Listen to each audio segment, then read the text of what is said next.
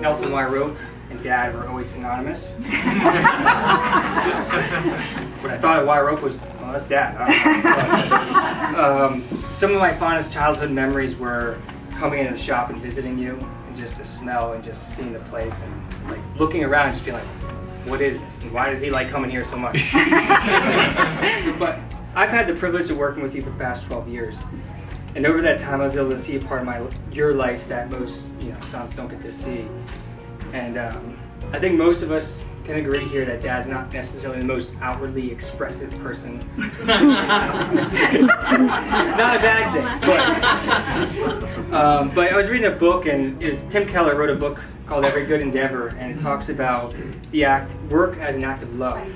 And it's honoring God by loving your neighbors and serving them through work. And that's what Dad did.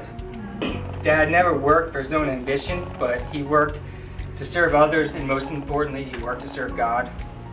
As we went through the process of succession, as difficult and emotional as it was, we didn't really know if it was going to go through, but somehow it did. Dad was steady. He was always steady throughout the whole thing. He wanted to make sure that the legacy him, Grandpa, Uncle David, and Aunt Laurie had built carried on, and that we took care of that. So with that being said, I'm excited for the next chapter of your life, and just to see you in this new role of just retirement and just everything. So.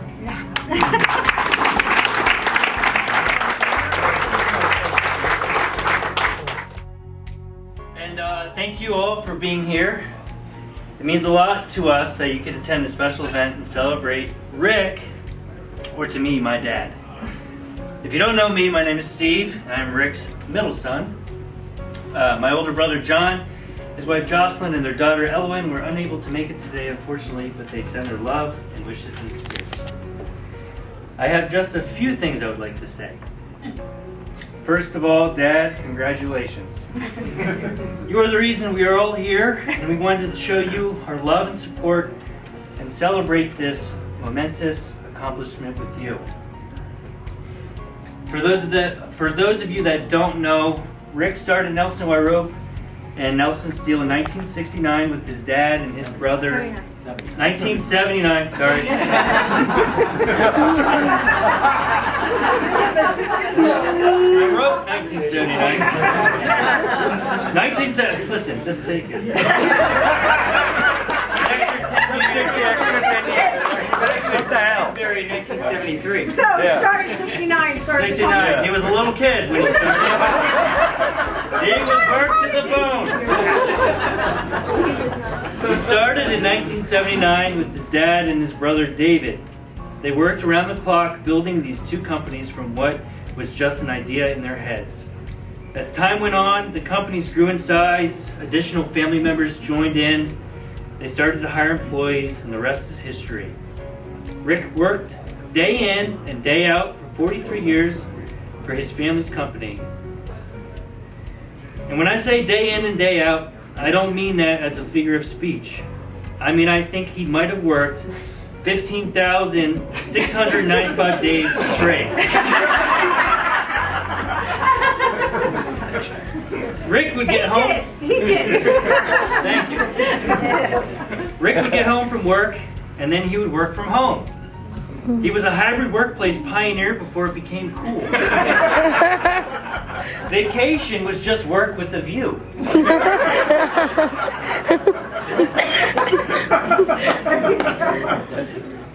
With respect to working hard, Rick also liked to have fun with his employees. He created a culture at Nelson Y. Rope that was unique in its own way. He expected his employees to work hard, but he also liked to take time to laugh, share stories, and fellowship together over hot coffee and raspberry danishes. He treated his employees like they were family because, in a lot of ways, to him, they were his family. Being the boss's kid, I never felt like I was treated differently because I wasn't. He treated everyone the same, like they were one of his own, with respect, with love, patience, kindness. Rick often used Nelson Y. Rope to help those around him in need. In the early 2000s, Rick hired a bunch of aspiring Reformed theology students in the shop. He said it was to help them out while they attended Westminster Theological Seminary. But if you ask me, he just wanted the most doctrinally sound fabricators in the country.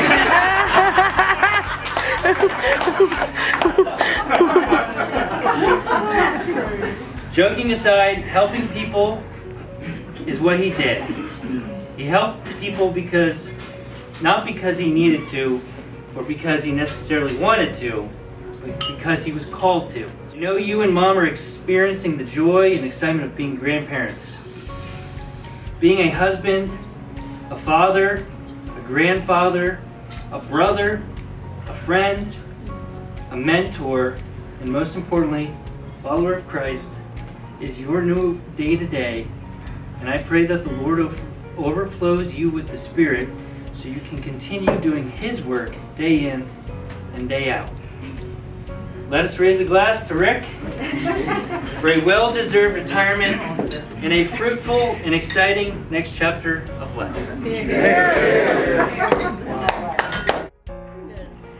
32 years ago, Rick asked me out for our first date. And we came here to this very restaurant. I